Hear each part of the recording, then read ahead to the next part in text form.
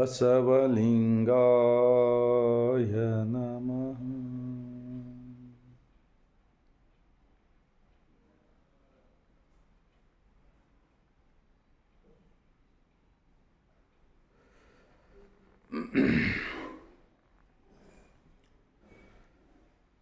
ಜಗಜ್ಯೋತಿ ಮಹಾತ್ಮ ಬಸವಣ್ಣನವರನ್ನ, ವಿಶ್ವಜ್ಯೋತಿ ಅಕ್ಕ ಮಹಾದೇವಿರವರನ್ನ, ಸಕಲ ಶಿವ ಶರಣರನ್ನ ಎನ್ನ ಹೃದಯ ಮಂದಿರದಲ್ಲಿ ನೆನೆಯುತ್ತಾ ಭಾರತೀಯರೆಲ್ಲರಿಗೂ ಈ ಮುಂಜಾನೆಯ ಶರಣುಗಳು. ಒಂದು ಮಹಾತ್ಮ ಬಸವಣ್ಣನವರ ವಚನ. ಅರಗು ತಿಂದು ಕರಗುವ ದೈವಂಗಳು ಎಂತು ಸರಿಯೆಂಬೆನೆಯ, ಉರಿಯ ಕಂಡರೆ ಮುರುಟುವ ದೈವಂಗಳು ಎಂತು ಸರಿಯೆಂಬೆನೆಯ, ಅವಸರ ಬಂದರೆ ಮಾರುವ ದೈವಂಗಳು ಎಂತು ಸರಿಯೆಂಬೆನೆಯ, ಅಂಜಿಕೆಯಾದರೆ ಹೂಳುವ ದೈವಂಗಳು ಎಂತು ಸರಿಯೆಂಬೆನೆಯ, ಸಹಜ ಭಾವ ನಿಜ ಐಕ್ಯ ನಮ್ಮ ಕೂಡಲ ಸಂಗಮ ದೇವ, ಒಬ್ಬನೇ ದೇವ ಕಾಣಿರಣ್ಣ, ಒಬ್ಬನೇ देव काणिरण्णा।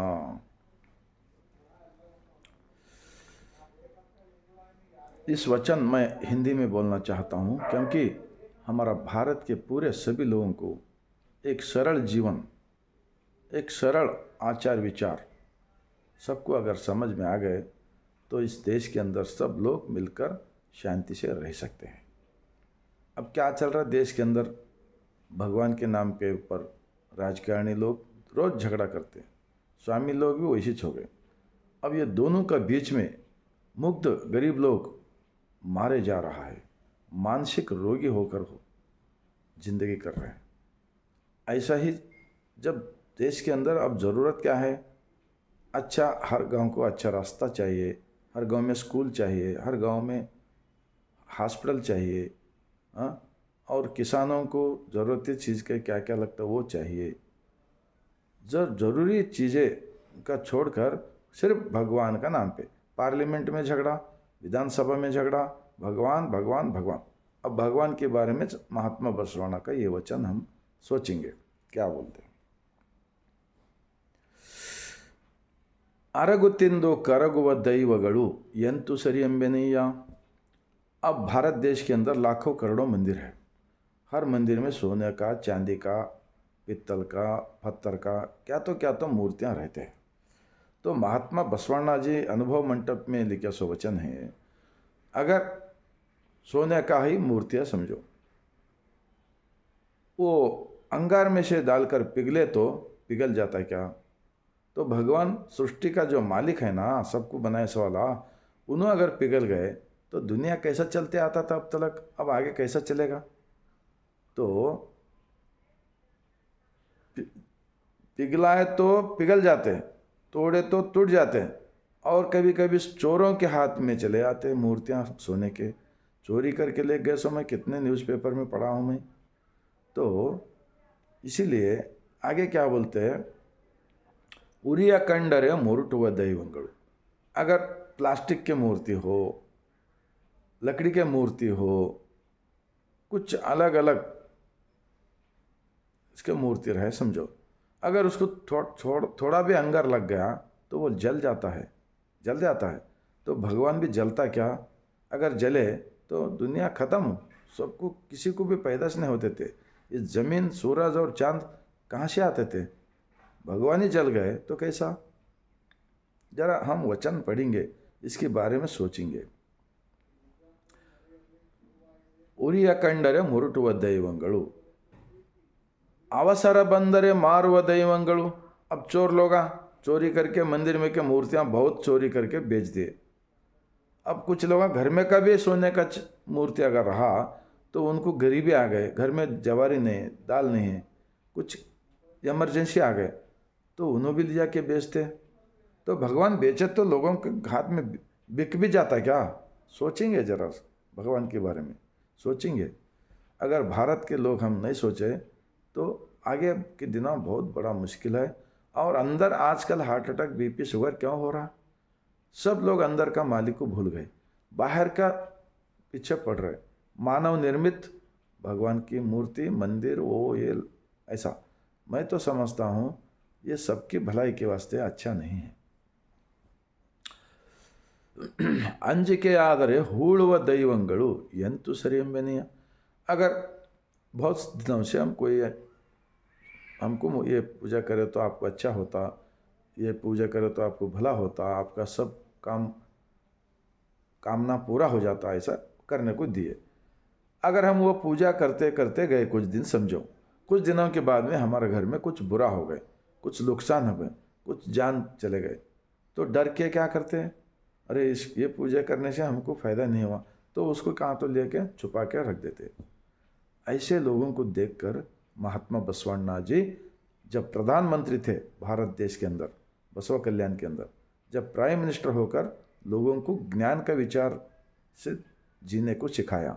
और क्या बोलते हैं, अरिवे गुरु देहवे देवालया कायकवे कैलाश, बोले काम करे तो हमको पेट भरता, बिना काम करके तुम पूजा वो ये कितने भी मंदिरों का पीछे फिरो, तुमको एक पैसा कोई भी नहीं दे सकते, तुमसे लेते हैं लोग, तुमको वापस नहीं मिलता।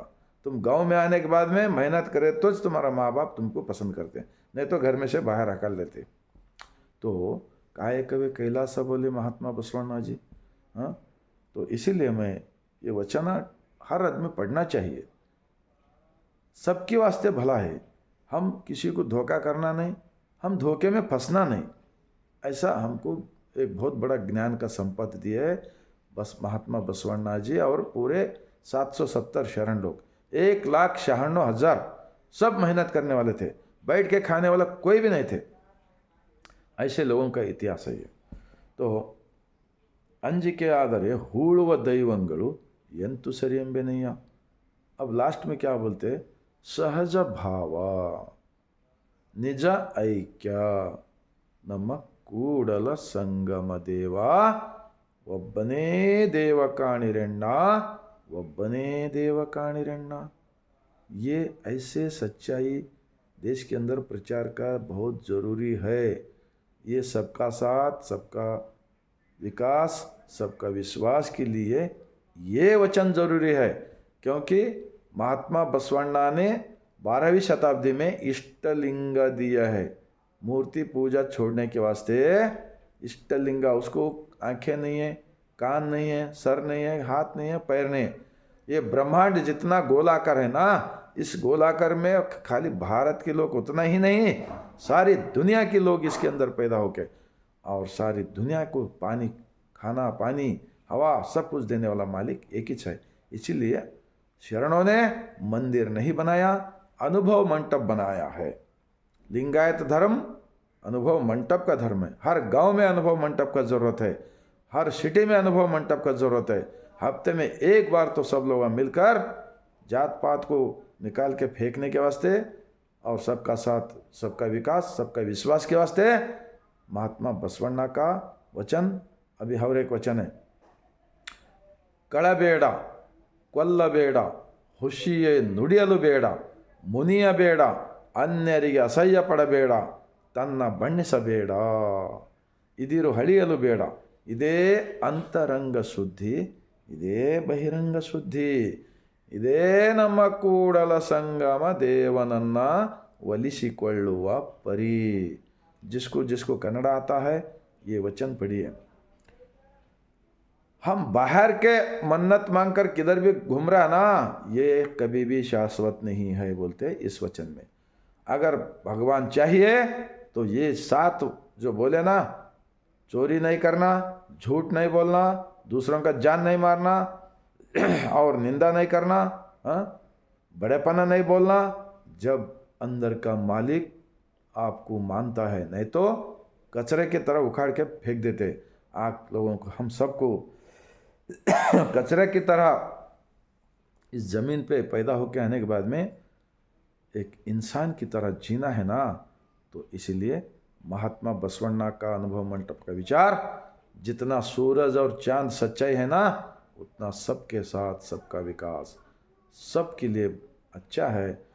सब लोग वचन पढ़िए और वचन के आधार के पर सरल जिंदगी कर सकते हैं। बोलते हुए मैं आपको इस सवेरे का टाइम को इस महात्मा बसवन्ना जी का 2 वचन आपको सच्चाई लगा, अंतर्या का मालिक को कबूल हो गए, तो आप भी थोड़ा थोड़ा इस लाइन पे चलिए। आपको बहुत हेल्थ अच्छा रहेगा और बीपी, शुगर, हार्ट अटैक नहीं आएगा। सब कुछ आराम से जितना दिन जीते हैं उतना दिन अच्छा शांति से जीने को आता है। इसीलिए मैं ऐसे विचार हमारा भारत देश के पूरे राजकारणी लोग पार्लियामेंट में चर्चा करना चाहिए। अनुभव मंडप का विचार सभी राजकारणी लोग पार्लियामेंट में, विधानसभा में चर्चा करना चाहिए और हर गांव में अनुभव मंडप का स्थापन करने के लिए सरकार धन का सहायता करना चाहिए। इतना मैं विनंती करते हुए मैं आप सबको अगर अच्छा लगा तो भारत देश के अंदर 140 करोड़ जनता है ना, वो सब लोगों को अगर ये विचार उनको अंदर चले गए तो उन्हें भी बदल कर अच्छा ज़िंदगी कर सकते हैं। बोलते हुए मैं आप सबको, भारतवासियों को मैं सर झुकाकर मैं यहाँ से शरण करता हूँ।